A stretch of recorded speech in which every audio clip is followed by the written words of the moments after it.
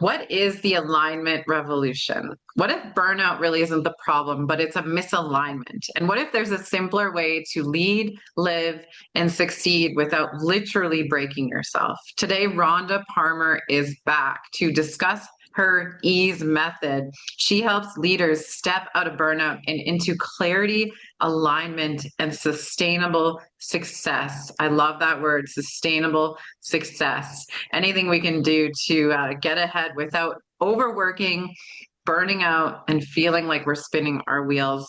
Rhonda, it's so good to have you back. Thanks so much for being here today. Oh, thank you, Lisa. I am so glad to be back, and I'm so excited to talk about a simple. It sounds simple, but it's hard to do because people need to reprogram their brains a little bit. But it is something that will help them all, and it is definitely something to prevent burnout and live in your job sustaining success.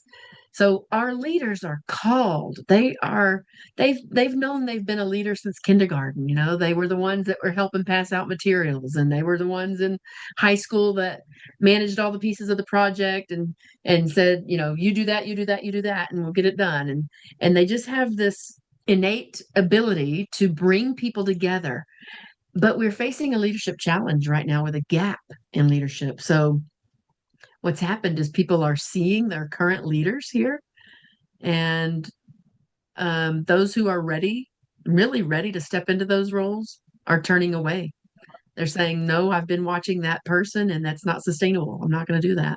So I am here to try to prevent burnout and create an alignment revolution where we can build more leaders and they can be sustained for success and keep our organizations running very smoothly, continue to meet our KPIs and accomplish great things together. Yeah, right now I'm picturing like Deepak Chopra, what he does when he's not like doing his talks, and how amazing that would feel to just be so like in your power and so effective and affect so many people. But that's not the way of the world right now. I know a lot of natural born leaders who would thrive, but again, they're terrified of that. They're terrified of stepping into that role, taking on that responsibility and burning out essentially. It's a big responsibility. What do you mean by the alignment revolution?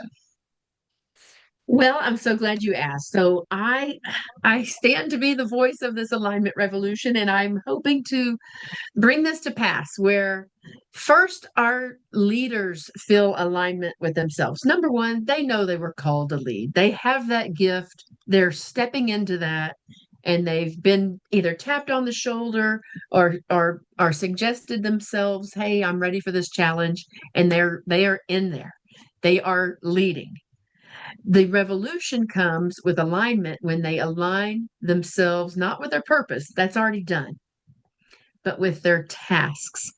So let me paint this picture for you. Um, a let's just go with, I'm going to keep it really simple. So let's say a manager of a department store. Here it is, Christmas time. This person has come up through the ranks at this department store, from setting up displays to lead shoe sales or say or whatever, and now they're a manager. And it's Christmas time. It's their first year. It's Christmas time, and they remember being the ones to set up all the displays. So they have all these ideas, and they get in there and they start wanting to organize all the Christmas displays. That's not really the manager's role. And so the hours that that person spends on that task is taking away hours from what only they can do. So they Mm. have not aligned their tasks. As the manager, they're set to put the great people over the tasks that need to be done. Who's the greatest person right now to do our Christmas displays or think about our planning for our events, Christmas holiday events or whatever. And so the manager's role is it's it's this it's this fine line of you're with the group, but you're above the group. And so you may have gotten promoted because you had those great ideas and you met deadlines and you had a lot of success with promotions and things like that, promotional events and things like that. But now you're the manager. And so it's my role to help the manager be the leader of people, not tasks or things to do. So we do have to mess around with those tasks, that it's not checklist of things to do. It's people to develop. So I'm proposing a 3-hour workday where you do the things that only you can do. Nobody else in that organization can do this. You're hired to do the hard decisions, um, the visioning, the um, the top level things that you were hired to do that only you can do, you need to do. And you can do those in 3 hours so that then the rest of the time you're developing, you're guiding, you're not micromanaging, but you're questioning and having meetings and creating autonomy for people to do what they were called to do. So that alignment revolution that I'm talking about is the leader aligning themselves to the tasks that only they can do. I joke about this a lot, but I think I may have even said this in our last time. I don't want the principal of a school mowing the yard, and I don't Right. want the manager of I don't want the manager of McDonald's mopping the floor. Now, if they're mopping the floor to model or to guide or to model servant leadership or to help out and pitch in when something's going on, that's one thing.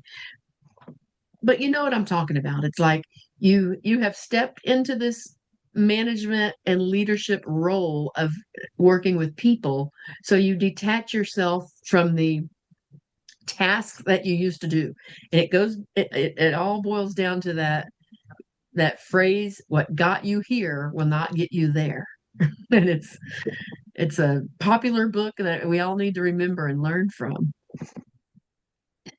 So, Rhonda, what are you seeing in leaders today that's telling you that the old ways of pushing harder is not working anymore? Well, what I'm seeing, first of all, like I mentioned, is we have this this leadership position gap where people are not stepping up. If you look at our workforce, people in their 30s and early 40s are not as eagerly trying to go for those promotions anymore. They have seen their bosses wear out. They have seen their leaders, just completely fried on time. I'll give you an example. Let me talk to you about this. And nobody teaches you this. You learn from example, you learn from modeling. I remember when I first became an assistant principal, nobody told me the hours you had to work, but you could tell when your boss is still there at a certain hour, you don't leave. If you do, you're going to look like a real turd. So, hey, you're still here. What are you working on? How can I help you so we can both get out of here? And so day after day after day of seeing their light still on when you're trying to leave, or thinking about, okay, it's time for me to go home and cook dinner now, or my child has a play that I'm supposed to go to, but they're still working on a project, or worse than that, we're in a meeting that's supposed to end at 5 and it goes on and on and on past 5. What is going on that there's just no clock anymore? It's just like we're going to just keep on working until we get this done. And what the pattern that I saw is, it seems like that there are distractions throughout the day that keep you from getting work done. So then at the end of the day, when you're not done, you just feel like, oh my gosh, I'm not done. I have to stay here until I get done. And there's also a mentality of, well, I haven't slept, I haven't eaten, I haven't gone to the restroom, and I got to get this stuff done. And that's the kind of worker I am. And all of those mindsets are just disastrous. They lead to unhealthy lifestyles, unhealthy relationships, both at work and at home, and they're not sustainable. So, what is it? I think it's a variety of different things, but the outcome is the same. You have a dysfunctional team, you have frustration. People who are on that team are trying to figure out, what do you want me to do and how am I supposed to do it? Were we talking earlier, goofing off? Did we take a too long of a lunch? Were you working on your emails, when we should have been planning? What kinds of systematic processes can we put in place to get our work done while we're at work? And that's what I'm here for. It's to make sure we are successful in our work. We build great teams where people love to come to work and get things done because it's fulfilling their calling of what natural gift they have to offer. But then they go home and they rejuvenate themselves and they build memories and relationships at home. And then they come back and they're fresh and ready to hit it again. I love that. I think one of the big problems is when there's no clear role definition on what's expected. And so, as a leader, if there is no real clear role and lack of systems, then it's like all of a sudden there's like a million more things that you put on yourself that you feel need to be done. And then if you're kind of wishy-washy and you don't really know what your role is, and you have a team that you're leading and they see that, then it causes unease in them. And then they're like, I don't know what to do either. um, Exactly. is this And how then you just have a misalignment shows up? Yes, and what happens is you just have a group of people who are just trying to look busy. They just Yeah. they Oh yeah, the and boss, then the that like grows CEO walks by and everyone puts their phone down. right, and it's a just a s- it just spirals out of control to where, okay, well, now here we are with nothing done, no time frames, no deliverables, no real clear path of what we're supposed to be doing. So I just propose that at first we define those roles and responsibilities, and it's up to the leader to clearly understand their own role, and that is to, if they're working on another um, task that's not really in their scope, it's because they're modeling or setting expectations or delegating to grow that person, not to relieve themselves, but to grow that person's skill. And that their main job, I used to always tell this to principals. Most of my career coaching was as an associate superintendent with leadership development for campus principals, and I used to tell them, your main job now is to hire the best people to get everything done that you need to get done. Hire them, train them, give them the things they need, and then get out of their way and walk around with your coffee saying hi and yes. And if you can't say yes, then say not yet and have them think about it a little bit more and propose it again until you can say yes. Give them the things they need to be able to do the things that y'all need to get done. And that is for the leader to create that vision. That leader needs to be the one to say, in 1 year, this is where we will be. How can we get there? And I need everybody's brains engaged. How can we get there? And now, who has the strengths and the personality and the dispositions and the passion to do those certain things to get us there? And it is Mhm. magical when it happens. And if leaders will just get out of the way, it's amazing what can happen. And they will do it way better than the leader ever could have even dreamed of. It's so funny. I'll give you another example. I remember when I first became a principal, it was a small school, but had a lot of students. So we had a lot of extra portable buildings in the back, public school. So we had almost 900 students and and no buses. So every kid either walked home, rode their bike, or got picked up. And I knew it was going to be a big influx of students because they had a new neighborhood come on. So the year prior, we didn't have 900 students. So we only had about 600 and something. So we had to create a whole new dismissal plan. Anybody who has kids understands the bus line and the car rider line and all the chaos that goes with it. And so in my ultimate wisdom, I created this entire dismissal plan. It was perfect, according to me. So I handed it out one day and told everybody to study it. We got everybody in their positions and let's do it. Okay, so school starts and the first day of school, it takes about an hour, but we're okay with that because that's the first day of school. The second day, it takes about 40 minutes. The third day, 40 minutes. The fourth day, 40 minutes. Till finally, one teacher was brave enough to come in and say, "We're not doing this anymore. This is crazy. We're changing it." And I said, "Well, what's going on? I mean, isn't it just because it's the first week of school?" No, no, we have bottlenecks everywhere and we're going to change it. And I said, "Okay, well, you can't change it, just like I couldn't make it myself. Get a team of people together and make it." And they did that afternoon. The next day, we had dismissal, and in 17 minutes, everybody was gone. So the point is, if you can set the vision, okay, we want to have everybody out of here in 20 minutes, then let the people who see things from their perspective in the front lines solve the problems. They own it. They're going to make it work. They love it. They feel empowered. They feel heard. They feel noticed. They feel trusted. And they like doing that kind of thing. So that's just a simple situation from a school, but put that into any organization, any corporation that's planning any kind of projects that are going on. The people who are closest to the problems are the ones that need to be the ones that need to solve them. The Mhm. leaders set the vision for, hey, this is where we need to be. What are the challenges? But those who are closest to the problem are the ones who can solve it the best. 100%. I was working for an organization a year and a half ago, and I was leading a large group of volunteers, and I had a manager who was managing like my program and another program and another program. And she would never invite me in the important meetings that had to do with strategic planning.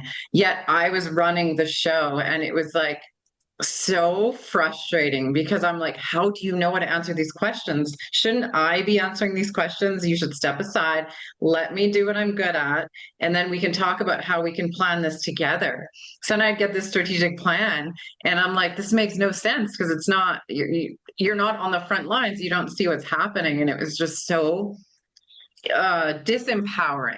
I guess you could say it was really Yes. disempowering. And it's that feeling of like, being misunderstood, and then you think that nobody in the organization really knows what your role is. And I'm trying so hard to develop this program, and it's like all it felt like everyone was working against me. Mm. Oh, that is a classic example. Thank you for sharing that. I'm sorry that happened to you, but that is classic. And I can just sense that in your tone. Like it's so frustrating. You Yeah, know, if you would have just, "Hey, lady, let me make your life easier and you'll make mine easier and we'll solve this together. And the people that we're serving will have such a better experience." And yeah, I boil that down to some confidence issues, Lisa. It comes to confidence. It's like two, and I say confidence with courage. I guess you can kind of go back and forth with courage and confidence, but it's like two sides of this coin. Do they have enough confidence in themselves to release that and not feel like they're dumping on people and really do the work of a leader with the visioning, the people development, and that kind of thing?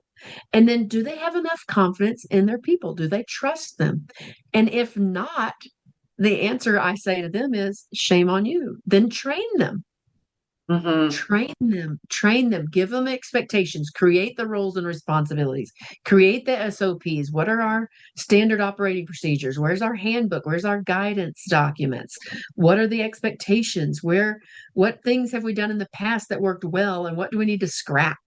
And provide that structure. That is the entire role of a leader, to make that path smooth for the employees so they can do their job that they were hired to do, whether that's removing roadblocks, providing resources, setting up partnerships, providing the money, whatever that is, the leader does those things so the employee can do the job, not the other way around, and not taking. And I have to give this as a sharp. It's kind of like a like a rock in the face kind of thing. But leaders, when you do those things, you are robbing your employees of their learning and their future promotions. Yeah, It's that 100%. simple. So, Rhonda, this is a big one. What about, because the leader in that situation for me was reporting to the CEO, and he had expectations upon her to do that job. And so she was doing her best to show him that things needed to kind of change. What happens when there's a disconnect between the leaders and the top of the food chain? And how do you manage that and handle that? That happens quite often, and I think that has to do possibly with two things: one, ego, or two, miscommunication. And so we have to drill down and figure out, is this a miscommunication or is this an ego? Is this middle person trying to prove themselves so they have to act like they're the one doing all this work for whatever reason, where really they would get more accolades if they acted like the leader of all these and built more leaders and had more um, people under them, so to speak, working autonomously with the vision within that vision. So what is it? Is it a ego where this person's trying to prove themselves to that they're the doer, or is it a miscommunication between that top person and the middle person where the middle person just misunderstood? Okay, are you saying you want me to write that report or write that presentation or give that presentation? And they have to be confident in themselves enough to ask for clarification. And hey, I might be misunderstanding you, but I'm going to guide this project, but Lisa's the one that's going to write that presentation and give it. I'll help, I'll be supervising it and guiding it, but I just want to make sure we're clear. You don't expect me to give that presentation, right? Because that's Lisa's area of expertise. And that person, that middle person had that who we have a lot of mid managers who struggle with this because they are possibly working for a promotion, but they're also still guiding all these other departments or avenues that need to stand and autonomously get their work done. And that is a balancing act. Um, and you may have heard or heard of the classic person at the job who takes credit for everything. Mhm. You know, why are they taking credit for this? They're the middle person. I did the work, but they're taking the credit. Well, that's a leadership issue. And okay, I'll give you an example. Like just say at a newspaper. Okay, you have an editor, of course, and all the writers. And let's just say um, here's the sports editor and all the writers, and then you have this manager who's over the different editors for the different departments. If the manager takes credit for all these writings, that's two step below the owner or whatever, whoever's above that guy needs to have a talk with them and say, look, I know, look, I'm going to give you praise and recognition, but don't try to take it from them. You're the visionary. And it's going to feel like because you just got promoted, you used to be a writer, you used to be an editor, and now you're the manager. It's going to feel like you're not doing anything because you're not writing or you're not editing, but you're creating the vision. So to that middle leader, that's where they're in a quagmire because they feel like, oh my gosh, I'm a fish out of water. I'm not doing the things I used to do that got me in this leadership position. And it's a that transition is hard at first because they're used to doing things and checking things off the list and turning things in and getting feedback. And so it's up to the very top manager to help train that middle guy or girl to handle that transition. And that's where I do come in, and I'm coaching that whole team and that linear, or I guess you could say stepped bench, leadership bench of, how do we transition from linear tasks management to human supervision and keeping the vision going so people get their work done. It's just sketchy. And then when you have egos involved and misunderstandings, it makes it even more troubling. And so I say it's up to that top person to say to the middle one, hey, don't take credit for their work. And no, I'm not asking you to do that, but this is my vision. I need you to communicate this vision. You carry my flag and make sure everyone understands this and they get their work done. And then you report it back to me. I know that you're going to be helping and motivating and inspiring them and clearing the way for them to get that done. You're not going to be the one actually doing it, but you're going to report it back to me.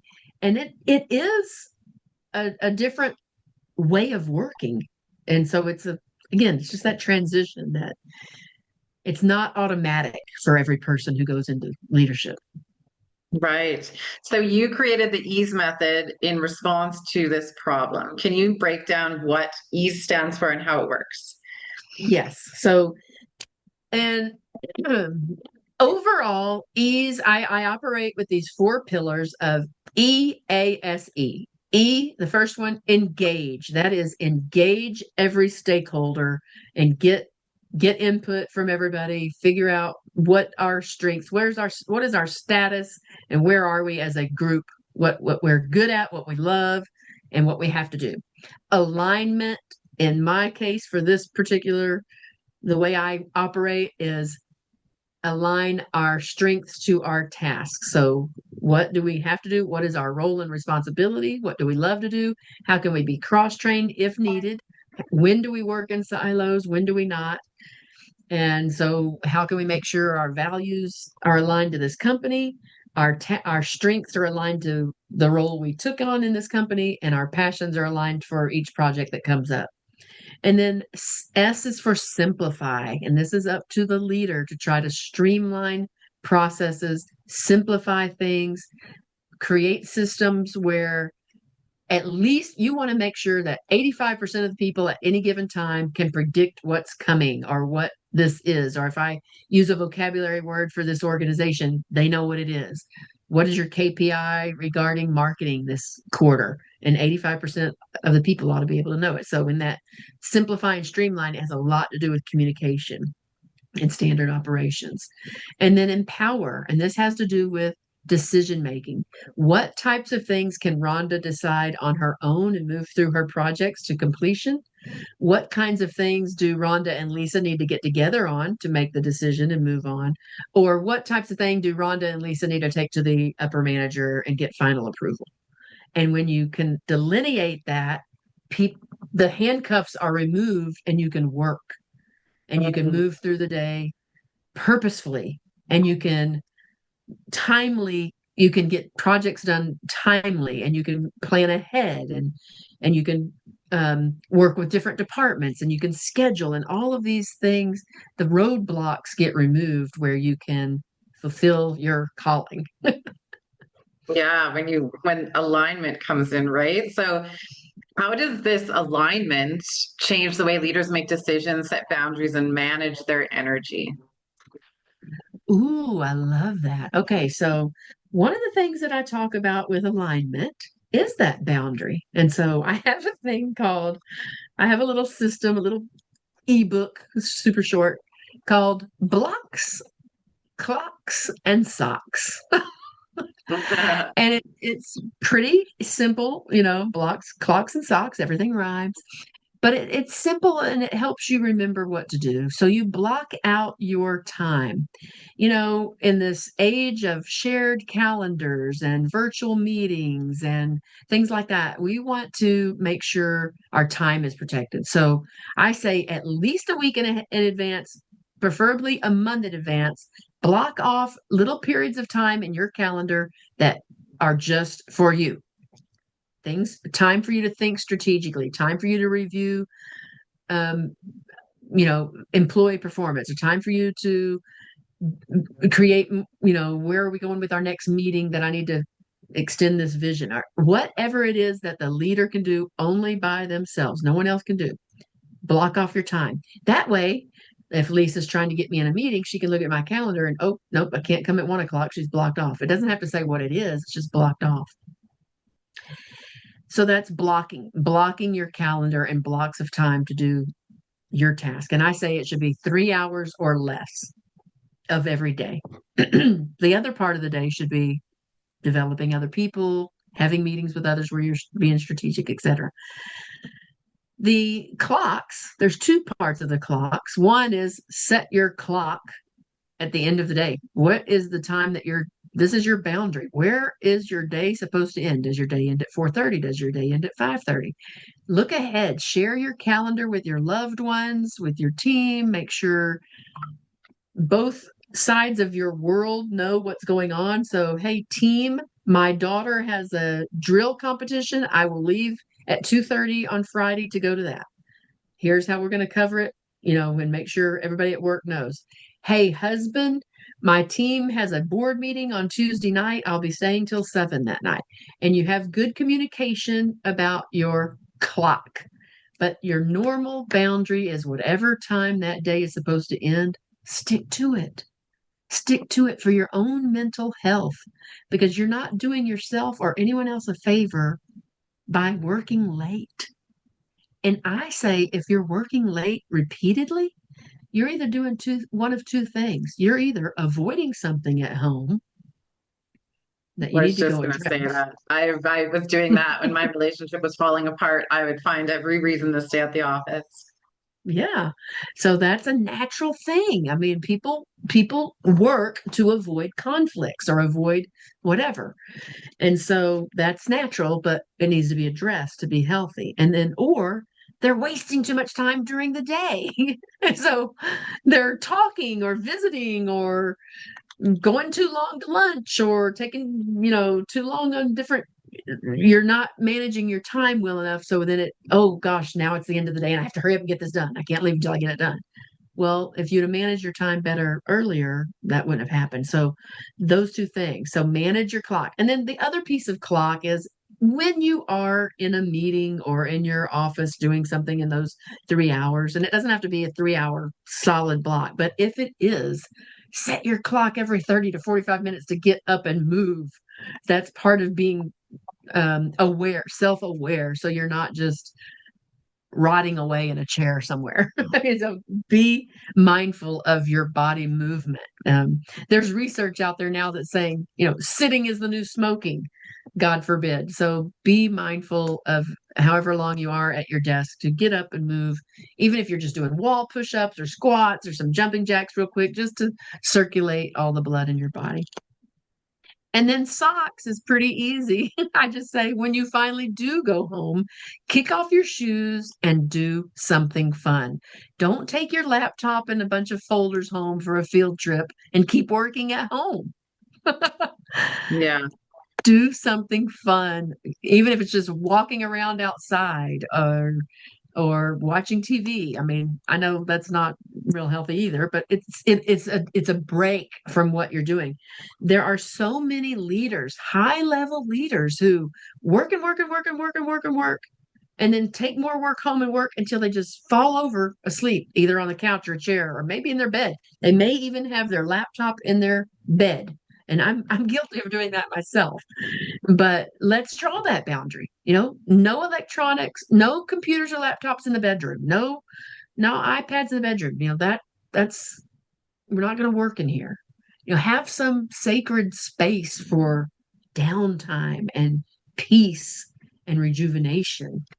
And only you can create that. What happens when this alignment happens? And how does that extend beyond the leadership roles, like into their families and workplaces as a whole and culture, community?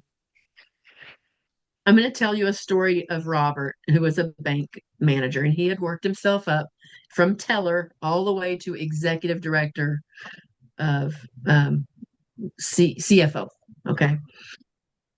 He took a little quiz that I had on a on one of my websites, and it was just a 10-question quiz. And one of the questions was, do you find yourself at home, even in the midst of your family, still working, either emailing or texting people at work or whatever, when you're sitting with your family? And Right. when he told me the reason he called me was he read that, and he had twin daughters in high school, and he instantly went, oh gosh, yes. He recalls sitting at the table. It was his rule for everybody to eat supper together at night. That was his rule. But it was fake. It was like, okay, we're all going to sit here at the table, but they're all on their phones. Or they would say, hey, Dad, how was your day? And, oh, it was good. And then he's texting someone at work. Okay. That is a reality that is all across the world right now, that we feel like we have to hurry up and answer this thing at work, but yet there's our kid or spouse just trying to engage and be part of our lives, and they're getting brushed off. And there's so many back feelings that go with all of that. But anyway, let me just explain. I'll just shoot forward. I worked with Robert. We worked through that ease program. Now, part that I described that ease as that's my major overarching thing. But then once we do our assessments and get like here's a snapshot, here's where we are with your organization and your roles and responsibilities and where you think you are. I have all these tools we use. Then we pick some goals and address them. And so Mm, every single, this sounds so weird, but this is how my brain works. You're getting a little peek inside. But then every task that a leader is charged with, I also have another ease framework for that particular task. And one of right. them is a values alignment. So what happened with Robert is, number one, he was trying to go to every single meeting, every single department meeting he was trying to go to, every one of them, where he had vice or assistant managers under him that should have been doing and reporting back to him. He also had 3 or 4 pet projects that he just, that were interesting to him, that he wanted to learn about and just start doing. But they didn't really align with what the bank's goals were for that year. So he Mm, he accidentally picked up these things. Okay, that's fine, but not at work. Not right. pick one. Pick one that you might learn about and propose that will start next year, but you need to work on the tasks that align with your overarching goals for the year. So once he removed that clutter, and once he set up roles and responsibilities for what was expected at meetings and how to report back to him, that became very clear. So, number one, the loyalty and the empowerment of his team shot through the roof. Like, okay, now we know what to do. I got empowered. I can go to this meeting by myself. I don't have my boss sitting over my shoulder asking me to ask certain questions. I can be Right. accountable enough to ask these questions and come back and report to him. And oh, woe be me if I forget to ask a question. Guess what? I can come back and ask it later. So it was just a lot of releasing the task that he did not need to be doing. Number one, task that his workers and employees and team should have been doing themselves. And number two, the task that he should have never taken on, that were not in alignment with the organization. And once that was released, there was no extra time at home. His daughters noticed, okay, he really is present. They took a vacation. He would have never taken a vacation before, but they took a vacation. Everybody was just more energized, and you're living into this world that already exists if you will just release this stuff and do it Right. the right way. It's Yeah, it just sounds like more it's of a interesting. balanced life because you're like everything is kind of managed and in order so you can enjoy the present moment. Exactly. Yeah, tell us where people can find out more information about you and your programs and this method. Okay. Well, certainly find my website, rhondaparmer.com. Remember, Parmer rhymes with farmer. P-A-R, have two R's, P-A-R-M-E-R. And then search me out on LinkedIn. I like to put some case studies and some stories of success on LinkedIn. Rhonda Freeman Parmer.